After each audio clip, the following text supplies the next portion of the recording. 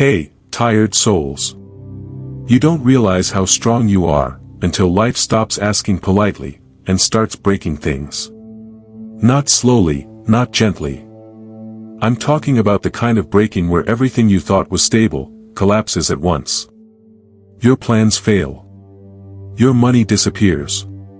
Someone you trusted becomes a stranger. And suddenly, you're not who you used to be anymore. Let me ask you something. What do you do when life doesn't just challenge you, but completely breaks you?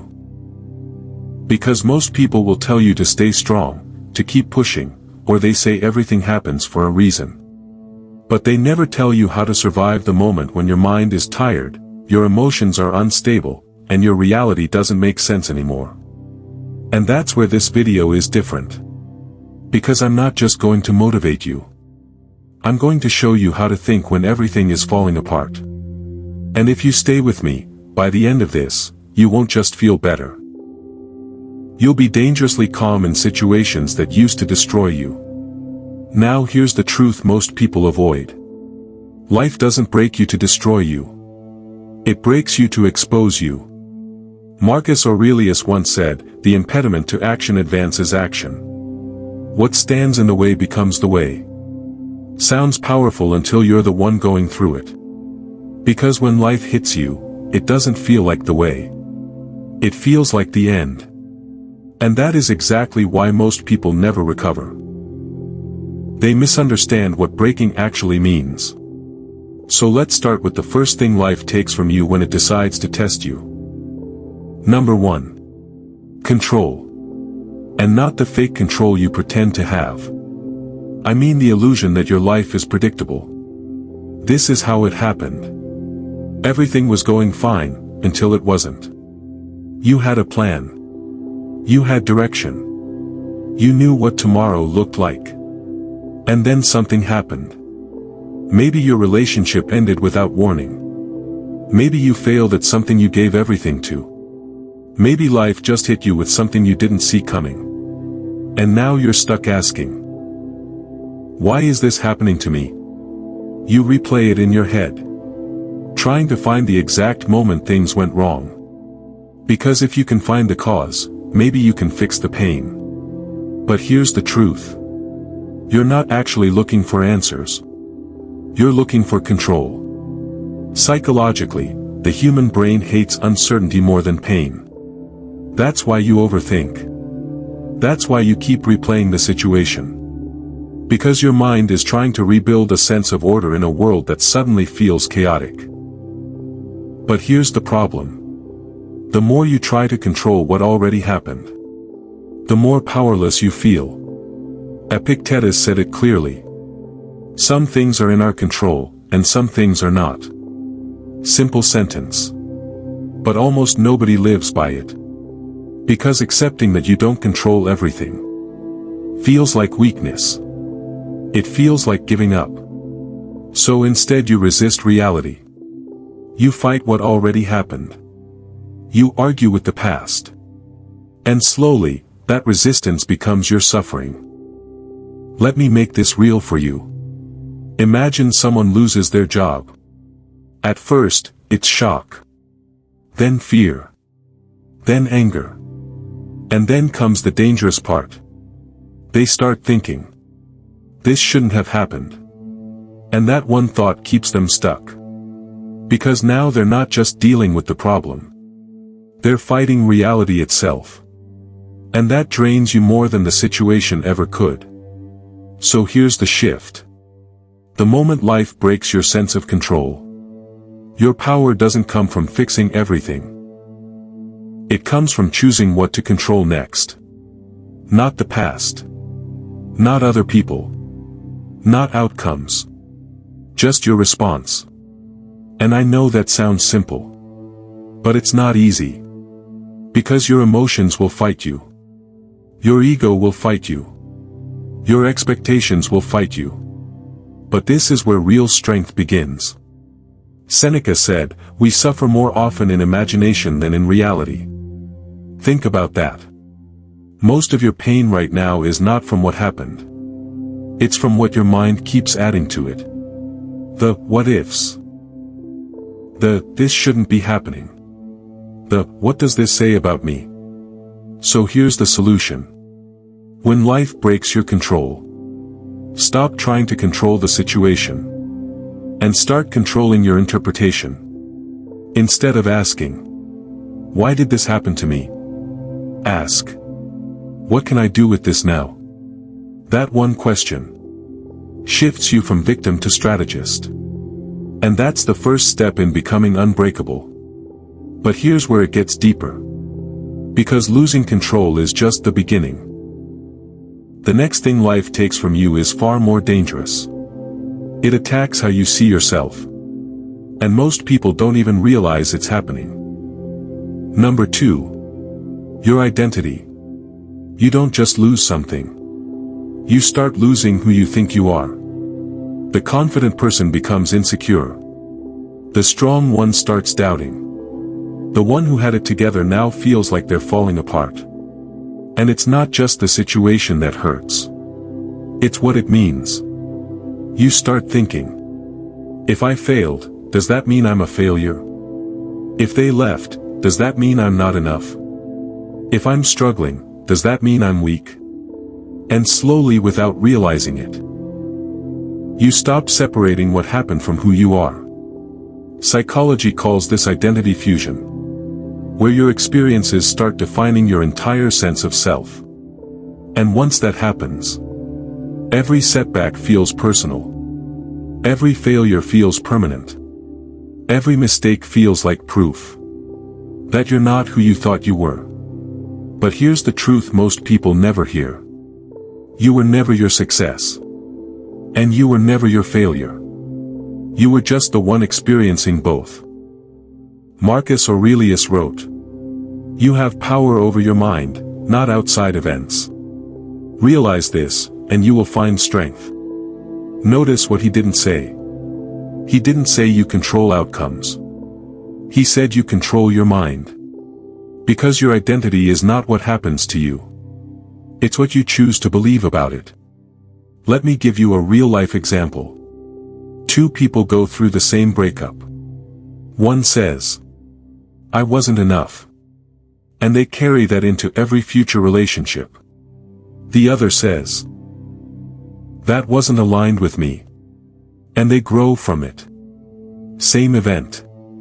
Different identity. Different future. So here's the shift.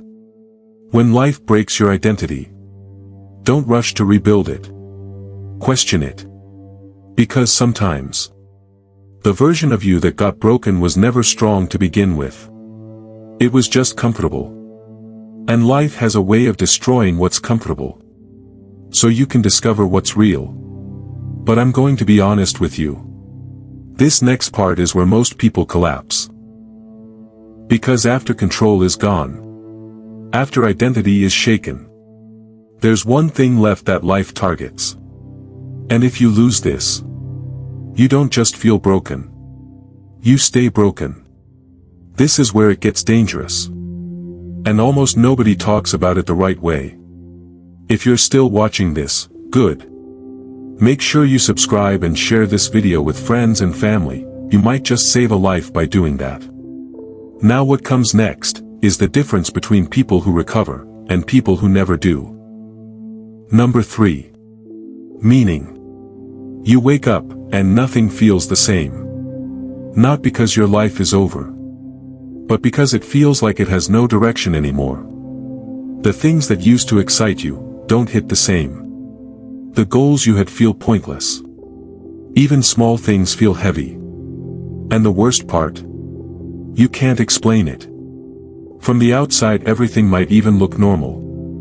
But inside, it's quiet. Too quiet. And in that silence, your mind starts asking dangerous questions like, what's the point? Why am I even trying? Does any of this even matter? And this right here. This is where people slowly give up. Not loudly. Not dramatically. But silently. They stop trying. They stop pushing. They start existing, instead of living. And psychologically, This is one of the most dangerous states a human can be in. Because humans are not built to survive without meaning. Viktor Frankl, a psychologist who survived the Holocaust, discovered something powerful. The people who survived the worst conditions were not the strongest physically. They were the ones who had a reason to keep going. Now think about that. In the worst environment imaginable, meaning was more powerful than suffering. So what do you think happens when you lose it in your own life? You don't just feel lost. You start breaking from the inside. But here's the truth. Life doesn't take your meaning. It forces you to create a new one. And this is where Stoicism becomes dangerous. In the best way. Because Stoicism doesn't tell you, wait for things to feel meaningful again. It tells you, act, even when it doesn't feel meaningful. Epictetus said, don't explain your philosophy. Embody it. In other words, don't sit there waiting to feel ready. Move. Do something. Anything. Because action creates clarity. Not the other way around. Let me make this real. Imagine someone who just failed at something big. A business, a relationship, a goal they spent years on. Now they're stuck. No motivation. No direction. So they sit and wait to feel better. Days pass. Weeks pass. Nothing changes. Why? Because they're waiting for meaning to come back. Instead of building it. So here's the solution. When life breaks your sense of meaning, stop asking, what's the point? And start deciding it. Even if it's small. Even if it feels forced. Even if you don't fully believe it yet. You decide. My purpose right now is to get through today. My purpose right now is to rebuild discipline. My purpose right now, is to not give up. And I know that doesn't sound powerful. But it is. Because meaning is not something you find. It's something you assign. And once you understand that, you stop being a victim of your circumstances. And you start becoming the author of them. But let me interrupt you for a second. Because I know what some of you are thinking right now. You are thinking, this sounds good, but it's hard to actually do. Exactly. It's supposed to be. Because if it was easy, you wouldn't need this video. And if this is hitting you right now, if you're starting to see your situation differently, then don't just watch this. Use it. And listen. If you're part of the people who don't just want motivation, but want to build a mindset that doesn't collapse under pressure, then subscribe to Stoic Quiet Strength. Because this isn't about hype. This is about control. Now let's go deeper. Because even after you rebuild meaning, there's still something that can pull you back into that broken state. And it's subtle. Most people don't even notice it. Number 4. Your emotional reactions. You tell yourself you're moving forward. But your emotions keep dragging you back. Something small happens. And suddenly you're angry again. Or anxious. Or overthinking. You see something that reminds you of the past. And it hits you all over again. And now you're confused. Because logically, you know you should be over it. But emotionally, you're still stuck. So you start judging yourself. Why am I still like this? Why can't I just move on? And that frustration becomes another layer of suffering. But here's the truth. You're not weak for feeling that way. You're human. Psychology shows that your brain is wired for survival. Not peace. It remembers pain more than pleasure. It holds on to negative experiences longer. Because it's trying to protect you. So when something reminds you of a past failure or hurt, your brain reacts. Even if there's no real danger anymore. That's why you feel triggered. That's why you overreact. That's why you can't just let it go. But here's where most people go wrong. They try to eliminate their emotions. They try to suppress them. Ignore them. Pretend they don't exist. And that never works. Because suppressed emotions don't disappear. They build pressure. And eventually, they explode. Stoicism was never about becoming emotionless. That's a misunderstanding. It was about becoming uncontrolled by your emotions. There's a difference. Marcus Aurelius didn't say don't feel. He said, you have power over your mind. Not your feelings, but your response to them. So here's the shift. When life triggers your emotions, don't react immediately. Observe first. Create space. Even if it's just a few seconds. Because in that space, you break the automatic reaction. And once you break that, you regain control. Let me give you a simple example. Someone disrespects you. Your first instinct will be to react. Defend yourself. Say something back. But if you pause just for a moment, you start to see it differently. You realize their behavior says more about them than you. And suddenly, you don't feel the need to react the same way. That's power. Not control over others, but control over yourself. Seneca said, anger, if not restrained, is frequently more hurtful to us than the injury that provokes it. Think about that. Most of the damage doesn't come from what happened. It comes from how you reacted to it. So the solution is not to stop feeling. It's to stop reacting blindly. Feel it. Observe it. But don't let it control your next move. Because once you master that, life can hit you. But it can't control you. Now here's where everything comes together. Because there's one final thing life tests after control. After identity. After meaning. After emotions. And if you pass this, you don't just recover. You transform. And this is what separates people who bounce back from people who become something entirely different. If you've made it this far, don't lose focus now. Because this next part is the one most people avoid. But it's the one that changes everything. Number 5. Responsibility. After everything you've been through, this is the one thing you don't want to hear. Because let's be honest. A lot of what happened to you wasn't your fault. People betrayed you. Things didn't go as planned. You gave your best and still lost. So when someone says, take responsibility, it feels offensive. It feels like they're blaming you for something you didn't cause. And that's exactly why most people reject it. They stay stuck in a loop of, it's not my fault. And technically, they're right. But here's the truth. Even if it's not your fault, it's still your responsibility to deal with it. And that distinction changes everything. Because the moment you refuse responsibility, you also give up control. You wait. You blame. You stay stuck.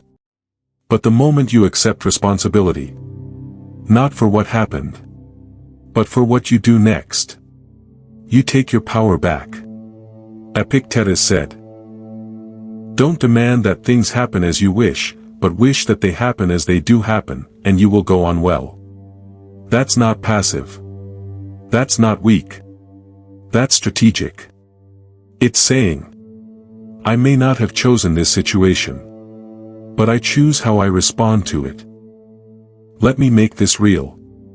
Two people go through the same failure. One says, this ruined me. The other says, this is on me to fix.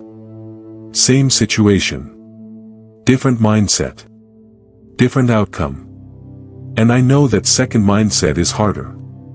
Because it forces you to act when you don't feel ready. It forces you to move when you're still hurting. It forces you to rebuild when you're still broken. But that's the point. Because waiting until you feel better is how people stay stuck for years. Responsibility is what moves you forward before you feel ready. And here's where it gets deeper. Because responsibility doesn't just change your actions. It changes your identity. You stop seeing yourself as someone who was broken, and start seeing yourself as someone who rebuilds. And that shift is everything. But let's not pretend this is easy. Because even when you decide to take responsibility, there's still one thing that will try to pull you back. Which is comfort. Not the good kind. The dangerous kind. The kind that keeps you safe but stuck. Number 6. Comfort in suffering. This is it. You get used to the pain.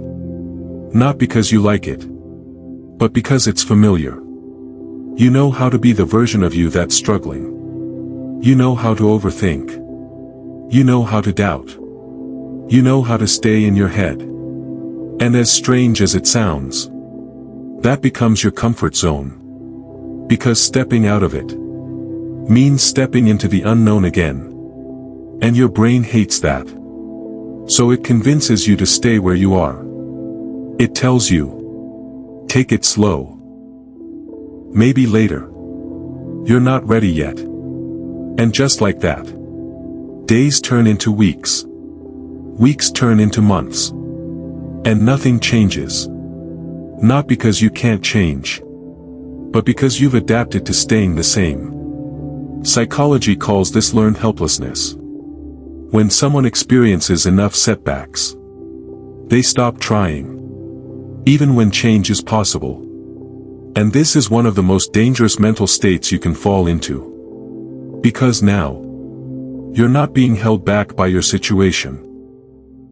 You're being held back by your conditioning. But here's the truth.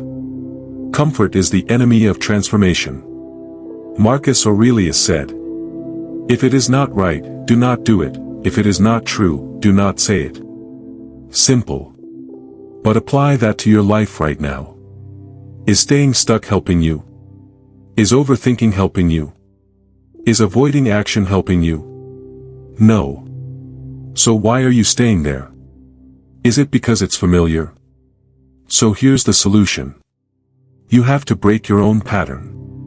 Not with motivation, but with action. Small, uncomfortable, consistent action. Even when you don't feel like it. Especially when you don't feel like it. Because every time you act against that comfort, you weaken it. And every time you give into it, you strengthen it. So ask yourself, right now, what am I avoiding? Not later. Not tomorrow. Right now. Because that thing you're avoiding, that's exactly where your growth is. And once you start moving towards it, everything starts shifting. Slowly at first. Then all at once. Now let's bring this together. Because if you've been paying attention, you'll realize something. Life didn't break you randomly.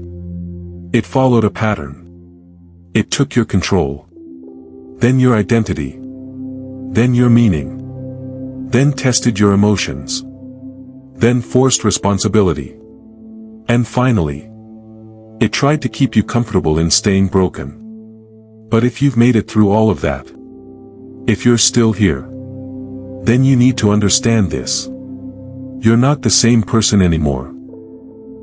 And that's not a bad thing. That's the point. Marcus Aurelius said, "What stands in the way becomes the way." And now you understand what that actually means. The pain wasn't the obstacle. It was the process. The breaking wasn't the end. It was the transformation. But here's the final question. And this is where everything comes down to you. What are you going to do with it? Because you have two choices. You can go back to who you were before. Comfortable. Unaware. Unprepared. Or you can step into who you've become. Someone who understands pain, but isn't controlled by it. Someone who feels, but doesn't break. Someone who doesn't wait for life to get easier, but becomes stronger instead. And if that's the version of you that you want to become, then don't just watch videos like this. Apply them. Start small. Control what you can. Rebuild your identity. Create meaning. Master your emotions. Take responsibility. Break your comfort. And do it consistently. Because strength is not built in one moment. It's built in decisions. Repeated daily. And listen. If this video made you think differently, if it gave you clarity in a moment where things felt heavy, then make sure you subscribe to Stoic Quiet Strength. Because this is what we do here. No noise. No hype. Just real control. And before you go, remember this. You didn't go through all of this just to stay broken. So don't. This is Stoic Quiet Strength. Make sure to share this video. You can save a lie indirectly.